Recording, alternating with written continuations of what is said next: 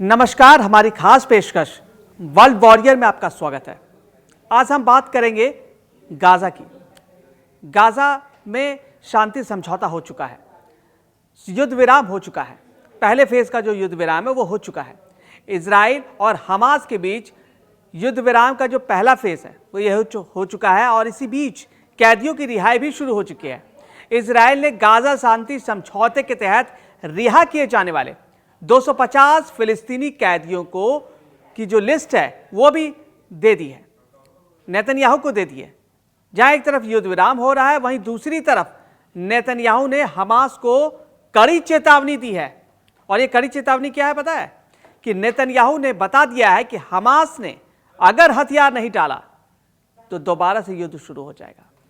इसी मुद्दे पर बातचीत करने के लिए हमारे सहयोगी दीपांशु हैं। दीपांशु, बताइए, अभी भी युद्ध की धमकी दी जा रही है, क्या गाजा में पूर्ण रूप से शांति नहीं आई है क्या? अभी गाजा के जो हालात है वो दिन पर दिन जिस तरह से बदतर होते जा रहे थे, एक तरह से शांति की उम्मीद की जा रही है। क्यों? क्योंकि जिस तरह से ट्रंप ने जो एक सीज फायर का जो एक तरह से दोनों देशों के बीच में मध्यस्थता की जो बात की थी, हमास और एक तरह से इजराइल के बीच में, उसको आगे बढ़ाया और उसको सफल कराने में पूरी तरह से कोशिश की। जिस तरह से हम कई तस्वीरें भी देख रहे हैं, उसमें देखने की किस तरह से गाजा में वापस जो लोग छोड़ के जा चुके थे, गाजा के स्थानीय लोग, जो फिलिस्तीनी लोग हैं, वो वापस आ रहे हैं अपने उन उम्मीदों के साथ कि अपने उस आशियाने को फिर बसाएंगे। लेकिन यहाँ पे भी स्थिति पूरी तरह से वो सामान्य नहीं हुई है। अभी भी जो है इजरायली सेना का कंट्रोल है। इजरायली सेना भी चरणबद्ध तरीके से धीरे धीरे जो है उन इलाकों को खाली कर रही है और सीमावर्ती इलाकों पर आ रही है। बावजूद इसके भी जो गाजा में हालात है, अभी भी एक तरह से टेंशन का माहौल है। अभी भी डाउट है, संदिग्ध है कि कहीं फिर दोबारा इजराइल हमले तो नहीं कर देगा। क्योंकि नेतन्याहू ने जिस तरह से वार्निंग दी है, वो वार्निंग से साफ झलकता है कि अभी भी हमास जो है झुका नहीं है। लेकिन हमास तो बार बार कह रहा है कि अपने जो उनके लड़ाके हैं उनको कह रहा है कि अभी आप यहाँ से निकलना मत, हथियार सरेंडर करने के लिए वो मना कर रहा है। तो वो जो 21 सूत्री जो लिस्ट बनाई है ट्रंप ने, उसमें तो बहुत सारे ऐसे मुद्दे हैं जो हमास मानने को तैयार नहीं है। सिर्फ पहला फेज हुआ है। मुझे ये तो कुछ ही टाइम का ये युद्ध विराम है। मुझे तो लग रहा है दोबारा से कहीं युद्ध शुरू ना हो जाए इजराइल और गाजा के बीच में। अगर आपको याद हो कि जो सीज फायर है, जिस तरह से इजराइल गाजा का जो युद्ध है वो पहले भी रुक चुका है। बाइडेन यानी अमेरिका नहीं पहले भी अभी जो युद्ध हो रहा है ये पहले के युद्ध से बहुत अलग है। इस बार तो पूरा ही खत्म कर दिया। और इस बार मतलब देखी गई थी जब ये युद्ध विराम हुआ तो लोगों को लगा कि अब उनके बच्चे खुशियां मना रहे थे। ऐसी तस्वीरें आई, वहां से खुशियां मनाए, जश्न मनाने की तस्वीरें आई कि अब वहां के जो लोग हैं अब वापस अपने घरों में चले जाएंगे।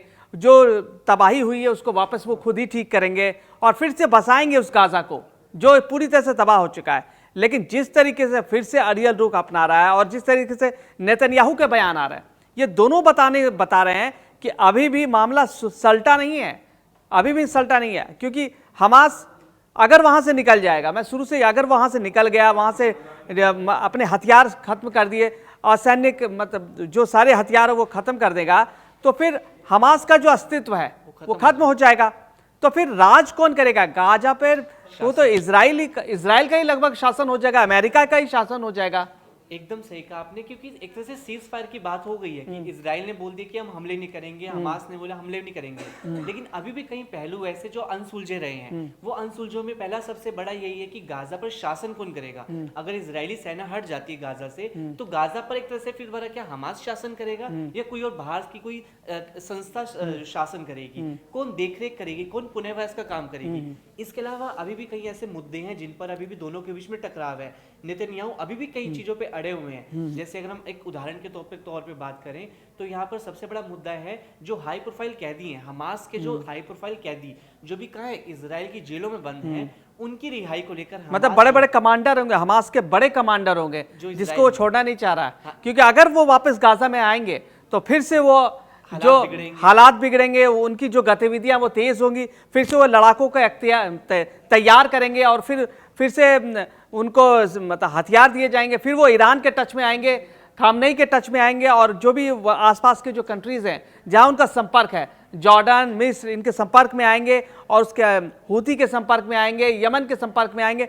तो वापस से वही हालात पैदा करने की कोशिश की जाएगी जो अभी लग रहा है कि कम है, लेकिन दोबारा से वैसे हालात पैदा करने की कोशिश। इसीलिए नेतन्याहू को डर है कि अगर हमास दोबारा से वहां पे रहा और उनका सैन्यकरण रहा तो वो वापस वही हालात हो जाएंगे इसराइल के लिए जो पहले 2 साल पहले हमने देखा है। एकदम सही कहा, क्योंकि एक तरह से गाजा में अगर वो रिहाई हो जाती है, अगर इजराइल हामी भर देता है, 250 फलस्तीनी है, उसमें कैदी। कितने हमास के जो लड़ाके होंगे, बड़े बड़े लड़ाके भी होंगे इसमें। हम एक तरफ बात करते हैं कि हमास की जो बहुत बड़ी जो टॉप लीडरशिप है खत्म हो चुकी है, लेकिन अगर वो जो कैदी जो इजराइल के बंधक बने हुए हैं, अगर इजराइल उन्हें रिहा कर देता है तो वो भी कभी सरगना बन सकते हैं, बड़े टॉप लीडर बन सकते हैं, और वो इजराइल के लिए मुश्किलें खड़ी कर देंगे। इसलिए इजराइल एक तरह से सेफ जोन चाहता है। वो चाहता है कि मैं रिहाई करूं, मैं दुनिया को दिखाऊं कि मैं वो हमास से कई कैदियों को छोड़ रहा हूं, बंदियों को छोड़ रहा हूं, लेकिन जो टॉप लीडरशिप है, जो टॉप उसके कैदी हैं, हाई प्रोफाइल कैदी हैं, जो गाजा में या हमास को एक तरह से राह दिखा सकते हैं, फिर भड़का सकते हैं इस युद्ध को, उनको अभी भी अपने कब्जे में रखना चाहते हैं, क्योंकि उसको पता है हालात अभी भी बहुत संवेदनशील है, अभी भी बहुत नाजुक हालात है, वहां पे स्थिति बिगड़ सकती है। और जिस तरह से इजराइल ने इन 2-2.5 सालों उनके अंदर तो अभी भी गुस्सा होगा ना, एकदम से गाजा के जो लोग हैं उनके अंदर अभी भी गुस्सा होगा, और जो लड़ाके हैं उनके अंदर गुस्सा होगा। वो तो थोड़ी देर के लिए शांत है, मौत की वजह से शांत है वो। अगर वो वापस, अगर उनके हाई प्रोफाइल कैदी, उनके बड़े बड़े कमांडर वापस हमास को जानते हैं, तो वापस हमास जो है एक बड़ा रूप ले सकता है आने वाले वक्त में, एक ऑक्सीजन का जैसे काम करेगा। तो नेतन्याहू किसी भी कीमत पे, क्योंकि ऑलरेडी उनके बहुत सारे सैनिक मारे जा चुके हैं, उनके हथियार उन्होंने इन्वेस्ट किया है, हर चीज़ में इन्वेस्टमेंट होता है, तो उन्होंने इन्वेस्ट किया। तो वो नहीं चाहते इस बार गाजा का, वो पहले से बोलते हैं कि गाजा में इस बार आर पार की लड़ाई है, या तो पूरी तरह से शांति आएगी या हम पूरा गाजा पे ग्रेटर इजराइल बना देंगे। क्योंकि शुरू से वो ग्रेटर इजराइल के पक्ष में थे कि पूरे गाजा पर को यरूशलेम का हिस्सा बना देंगे। तो अब ये बताइए, अब तो बहुत सारे मुद्दे हैं, उस 21 जो लिस्ट है उसमें बहुत सारे मुद्दे हैं जो कि अभी परेशानी का सबब है गाजा के लोगों के लिए, क्योंकि अभी आसान नहीं है कि वापस इमारतें खड़ी हो जाएंगी, क्योंकि कोई नेतृत्व नहीं है ना, नेतृत्व है नहीं, कौन आला कौन वहां राज करेगा, कैसी सिस्टम वहां क्रिएट किया जाएगा गाजा में। तो अभी समस्याएं बहुत हैं। तो अभी देखने वाली बात होगी कि इस गाजा जो युद्ध चल रहा है, जो गाजा युद्ध जो फौरी टाइम से जो रुका है, इसमें आगे क्या होगा और ये कितने समय तक और कितने समय तक ये रुका हुआ, क्योंकि नेतन्याहू के मूड के पर डिपेंड है कि नेतन्याहू हो सकता है अगले दिन, वो किसी की सुनते भी नहीं है। आप देख चुके हैं कि कई ऐसे पड़ोसी मुल्क है, कतर से लेकर ईरान पे, सब पर उन्होंने ताबड़तोड़ हमले किए हैं। वहीं अगर हम अपने दर्शकों को बता दें कि अगर हम गाजा युद्ध रुकने की बात करें, तो वहीं दूसरी तरफ इजराइल ने लेबनान पे हमला कर दिया है। यानी लेबनान मतलब जहाँ पे हिजबुल्लाह के जो आतंकी संगठन माना जाता है, दबदबा रहता है, कब्जा है लेबनान के कई हिस्सों पर, वहां पे एक बार फिर खबरें आ रही उस हमले के बाद हिजबुल्लाह बिल्कुल शांत बैठा है। आप बताओ, जो उनकी पूरी कैबिनेट साफ कर दी, उसके बाद हिजबुल्लाह का कोई बहुत बड़ा अटैक तो नहीं हुआ, रोक दिया उन्होंने, खत्म कर दिया उसको। लेकिन उसके बावजूद भी एक तरह से जहाँ गाजा युद्ध में शांति की बात कर रहे हैं, वहीं दूसरी तरफ लेबनान दूसरा मोर्चा खोल दिया है। मतलब नेतन्याहू का क्लियर मैसेज है कि मुझे जहां मेरे दुश्मन दिखेंगे, मैं वहां पे हमला बोलूंगा और वहां पे उनका सफाया करने की बात करूंगा। तो अब ऐसी उम्मीद की जा रही है कि शांति यहाँ पे और आगे बढ़ेगी। अभी स्टार्टिंग का चरण बेस है जहाँ पर इजरायली बंधकों को छोड़ा जाएगा और वहां से जो फिलिस्तीनी बंदी है, कैदी है, उनको रिहाई होगी। लेकिन यहीं से एक तस्वीर क्रिएट होगी, एक नई रास्ता बनेगा जहां पर गाजा में शांति की जो एक उम्मीद है वो की जा सकती है। तो अब ये बताइए, ये गाजा का मुद्दा तो हमें लग रहा था 2 दिन पहले बिल्कुल ही सुलझ गया है, लेकिन जिस टाइप से खबरें आ रही हैं कि बहुत सारे मुद्दे ऐसे हैं जो अनसुलझे हैं, बहुत सारे उसमें जो 21 जो हैं जो सूत्री प्रपोजल है, बहुत सारे मुद्दे हैं अनसुलझे हैं, और नेतन्याहू भी झुकने को तैयार नहीं है। अभी भी सिर्फ वो सरेंडर मोड में है कि चलिए हम अपने सैनिक वापस वहाँ से बुला लेंगे, और हथियार सरेंडर करने को तैयार नहीं है। हमास गाजा छोड़ने को तैयार नहीं है। अब वहाँ के लोगों के जीवन तो नर्क जैसा है इस वक्त भी।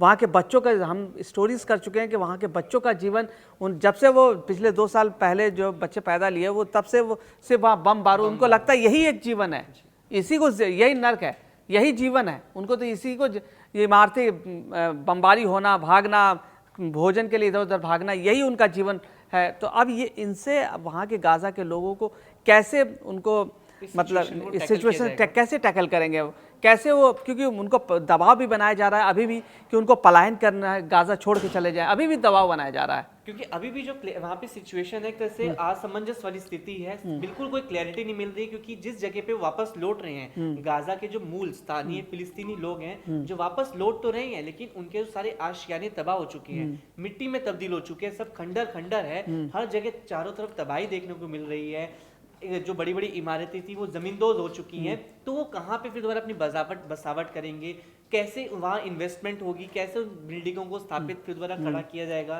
कैसे वहाँ पर राहत सामग्री पहुंचेगी, क्योंकि अभी भी बहुत ऐसे इलाके हैं जहाँ खंडर है, मलबा गिरा हुआ है।